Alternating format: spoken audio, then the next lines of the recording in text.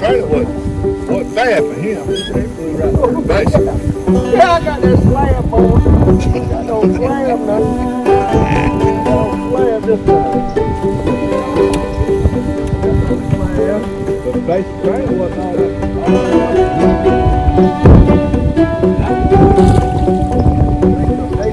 They worked, you know what I mean? They worked hard. They were raised on the farm. No, I think some thing was but he was right on the school.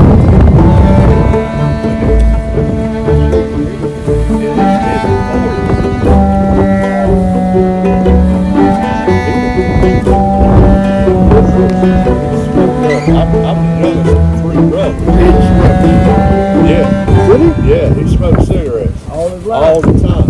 But he would outrun us jogging backwards. Let's go fishing. I'm on a mission. It's so pretty, I'd sure hate to waste this chance. We'll find us a shady little spot, not too cool, not too high. Another enjoyable day on Lake Okeechobee, crappie fishing with these gentlemen from South Carolina, and they caught some nice fish. It started out this morning, it was only 45 degrees, and when the wind was blowing 20-25 mile an hour, so it was down to mid-30s. So right off the bat, the fishing was kind of tough. But as the day went on and warmed up a little bit, the specks started hitting. This morning was measuring them, you know, because they were borderline, and we caught a lot of little ones. But about 10 o'clock, it's like somebody flipped a switch, you know, when that sun kind of come down on the lake and warmed it up a couple degrees, and up until 2 o'clock, then we didn't have to measure another fish after that. It was all nice ones, all big females, and but we was catching them with using Mafia rods, and I was using 6-pound test Suffolks, and caught most of them on road runners, and we had some beetle spins on, but blue and chartreuse, Mafia twister tails seemed to be the ticket, and we also had a slider, a silver slider with a chartreuse tail. You can get all that stuff at Garrett's Tackle Shop, guys. You get all this Mafia rods, and you can get your Shimano reels and your Mafia twister tails and sliders at Garrett's Tackle.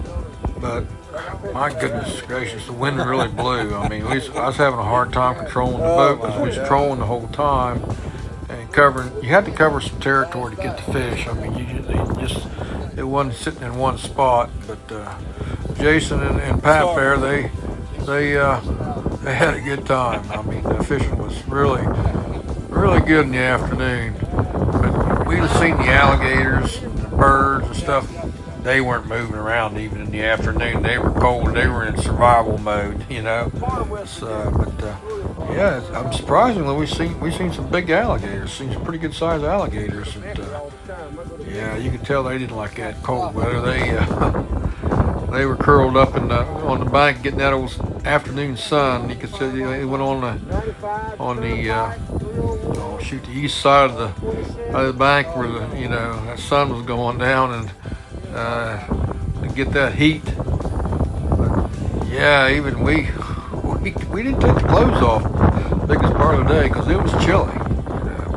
The fish, most of the fish were about 12 foot. I was trolling in 14 foot of water, and the fish were suspended in about 12 foot right off the break, off the side of the bank. And we'd get one, and then we'd get another one. Right, we'd just go into a school and pick them up. But yeah, it was an enjoyable day. Jason's kind of on stand here, getting ready to put the hook to one of them. There he goes, reeling it in. You can see how we're all bundled up there. I mean, we got layers of clothes on.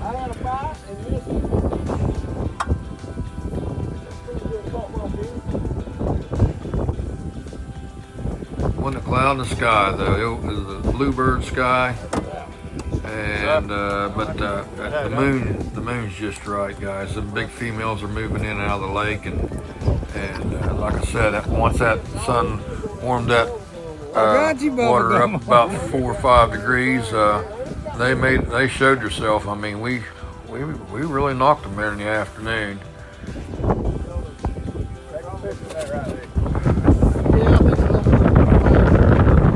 We're throwing back to about 20 yards, 15, 20 yards. We caught a few on beetle spins. We had some beetle spins with blue and chartreuse tails on them. Caught some on the beetle spins.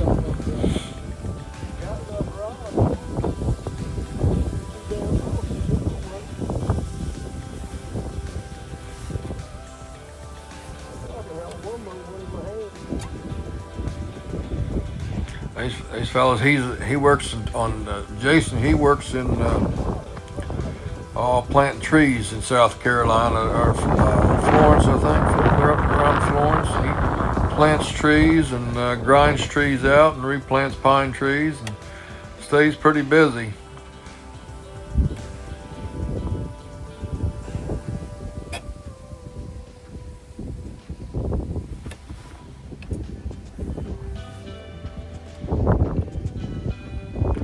Pap over there, he's a truck driver. He hauls steel out of South Carolina down here to Miami and wherever they're building something, and that's just about all over Florida. I mean, look at that wind blowing them trees or them reeds and stuff. I was having a heck of a time keeping that boat control, especially when I was going with the wind. I mean, it was kind of blowing me, you can only go about 0.8 miles an hour. You don't want to go any faster than that, or a mile an hour, even if that. And the wind behind you, it's like you had a sail on the boat. But as I was going into the wind, it was a little bit easier. I could control it a little bit better. But when we had to make the turn and go back up the canal, it was kind of a challenge, you might say.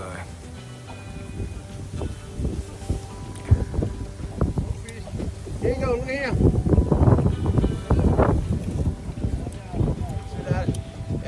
Just can't catch him. I catch him.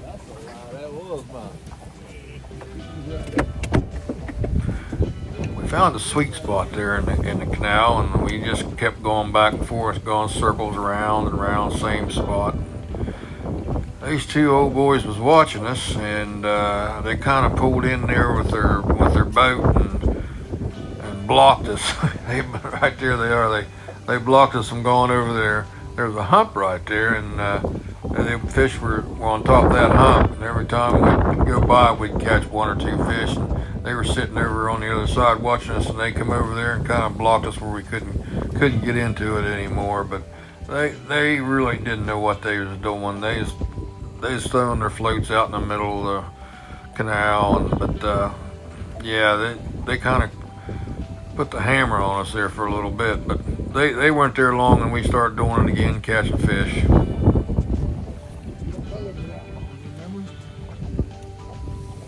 Bubble gum.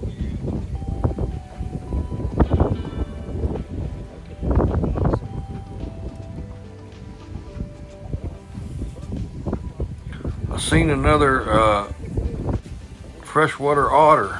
And I seen one down Horny Pond. I seen one here. I couldn't believe how big them things are. I mean, they're pretty good size animals. I can tell you that right now. But yeah, this cold weather they must be like it, because they're out moving around where you don't hardly see them in the summertime when it's hot. There, Jason's got another one on there.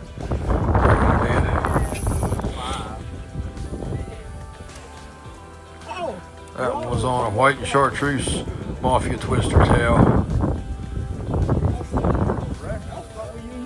Ooh, I got you. Got a red dot on it.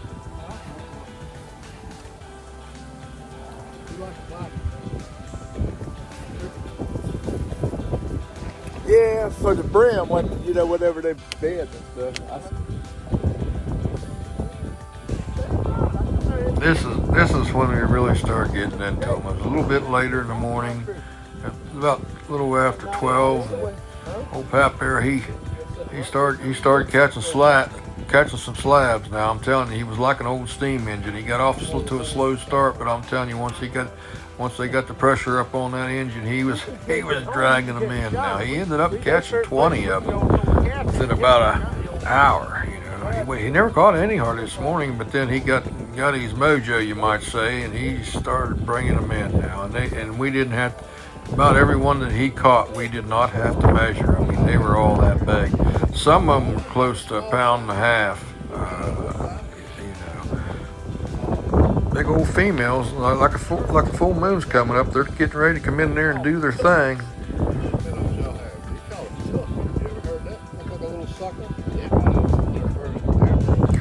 Wasn't no boat traffic either. I mean, everybody, that cold weather got everybody sitting at the house, which I'm kind of glad it was, because we had it all to ourselves, and just going back and forth.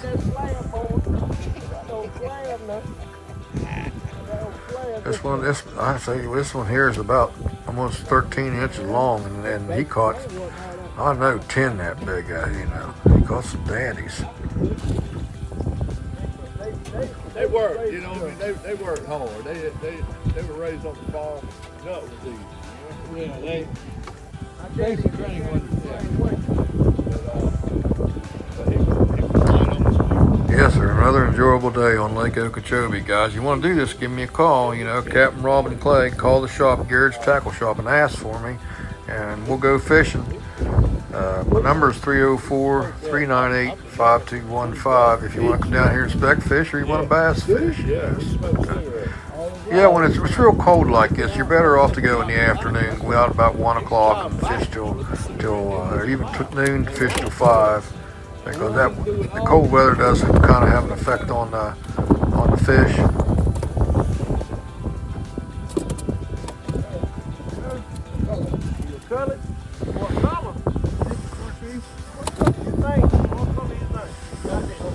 You can see he's throwing back with 15. Watch him throw at his cast here. He's throwing back about 15, 20 yards, guys. Just enough to, you know, to get the bait down there where you need it.